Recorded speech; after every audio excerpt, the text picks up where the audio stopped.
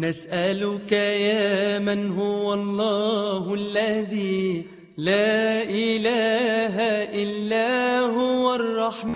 ایک دفعہ شیطان سے بنی اسرائیل کے کسی بزرگ نے پوچھا، ہمیں ملاقات ہوگی، کہ تیرے یار کتنے، تیرے دوست کتنے؟ کہنے لگا تین. ایک شرابی نشے والا، ایک بخیل، اور ایک غصے والا. غصے والا تو ہر انسان ہوتا ہے جو غصے میں بے قابو ہو جائے.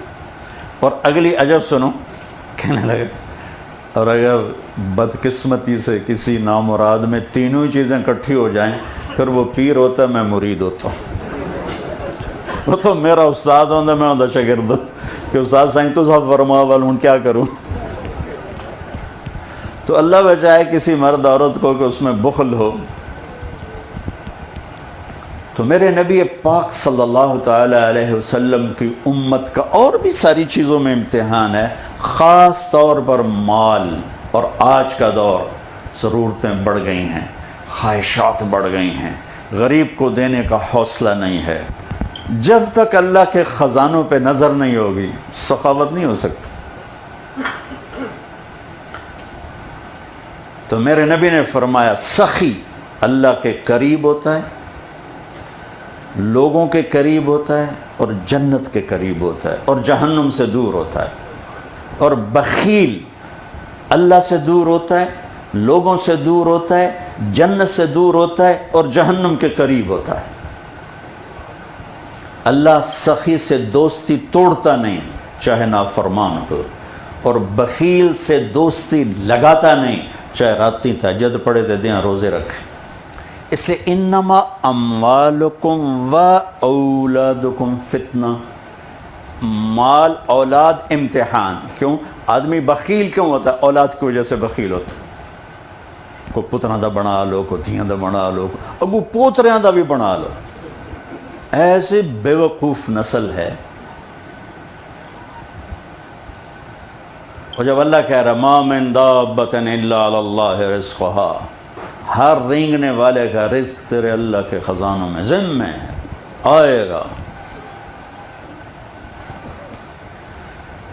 تو اگر اللہ چاہتے سب کو مالدار بنا دیتے، لیکن اللہ نے حکمت بتائی لو بسط اللہ الرزق لعبادہ لبغوا فی الارض. اگر میں سب کے لیے دروازہ کھول دیتا تو بغاوت ہی بغاوت ہوتا. میرا نام لینا تو ہوندہ ہی کوئی نہیں. لیتخذ بعضهم بعضا سخریا، پھر اللہ نے کسی کو زیادہ دیا، کسی کو کم دیا، کسی کو درمیانہ دیا، کسی کو بہت زیادہ دیا، اور پیپر میں ڈال دیا کہ میرے نام پہ خرچ کر.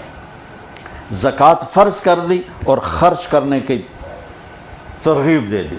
زکوٰۃ کا امر تو 10 دفعہ ہے، اقیموا الصلاۃ وآتوا الزکاۃ، یا 11 دفعہ ہے. اور خرچ کرو خرچ کرو خرچ کرو 82 دفعہ ہے، 82 دفعہ، کہ غریب بھی خرچ کرے، مالدار بھی خرچ کرے، زکوٰۃ سے بڑھ کے خرچ کرے.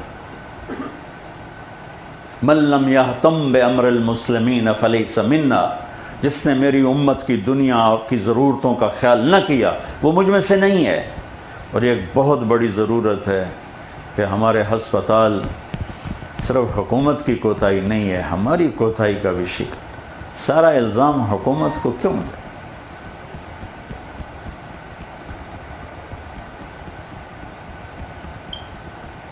اللہ نے ہمیں دل دیا ہے، درد بھی دیا ہے، دکھ بھی دیا ہے، تو اللہ کو مال لگانا پسند. ایک پیسے کا تصور ہے سرمایہ دارانہ نظام میں، جس کو ایڈم سمتھ نے پیش کیا. انگلستان ایڈمبرا کا تھا، 1795 میں اس کا انتقال ہوا، 1723 میں پیدا ہوا، 1795 میں وہ مرا ہے.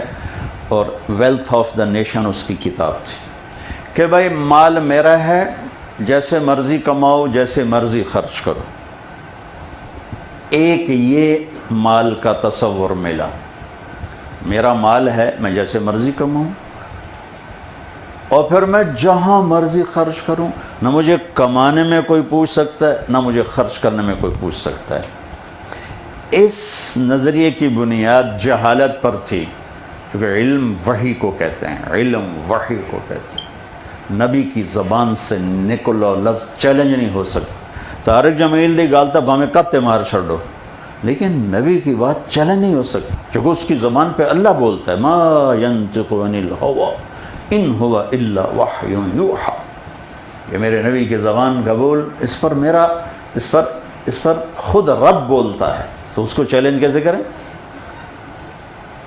تو اس پر سرمایہ دارانہ نظام وجود میں جس میں استحصال اور غریبوں کے حقوق غصب اور مالداروں کا میں شروع سے چلا آ رہا تھا، اس نے اس کی ایک آئیڈیالوجی دے دی، یہ نہیں کہ سرمایہ دارانہ نظام وہاں سے اس سے پہلے ہی تھا، اس نے اس کو ایک سائنس بنا کے پیش کر دی۔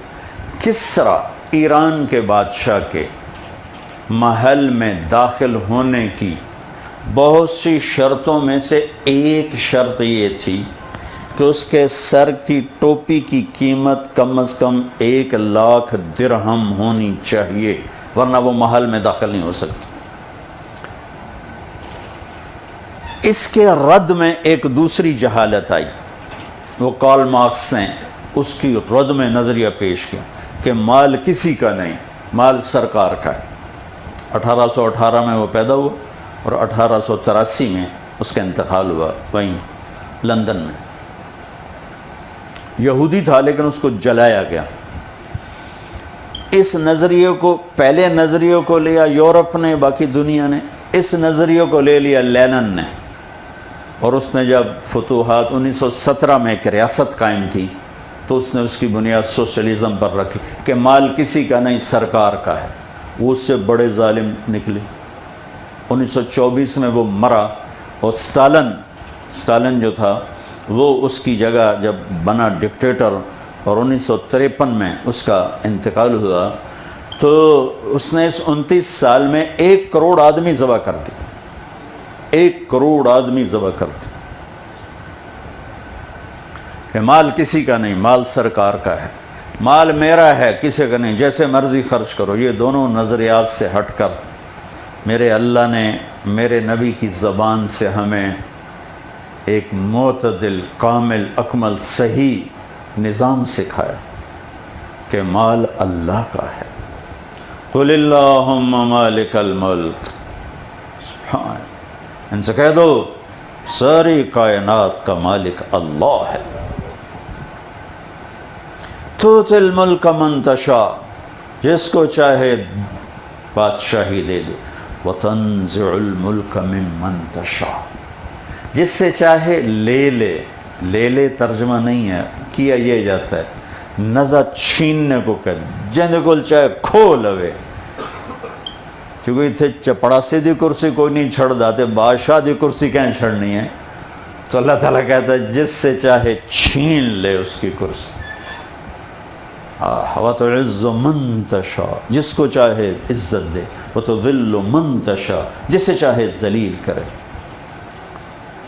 بِيَدِكَ الْخَيْرُ إِنَّكَ عَلَىٰ كُلِّ شَيْءٍ قَدِيرٌ، ساری کائنات کی خیرات کا مالک اللہ ہے، ہر چیز پر قدرت۔ یبسط الرزق لمن یشاء، جس کا چاہے کھول دے، ویقدر، جس کا چاہے وہ تنگ کر دے، بغیر حساب دے اس کو قدرت اور طاقت، تنگ کر کے تھوڑا تھوڑا کر کے دے اس کو قدرت اور طاقت۔ تو پہلا نظریہ یہ دیا کہ مال نہ ریاست کا ہے نہ ذاتی ہے، مال اللہ کا ہے اور میرے پاس امانت ہے، اور اس کے خرچ کا طریقہ بھی موجود ہے اور کمائی کا طریقہ بھی موجود ہے، نہ میں کمائی میں آزاد ہوں نہ خرچ کرنے میں آزاد ہوں۔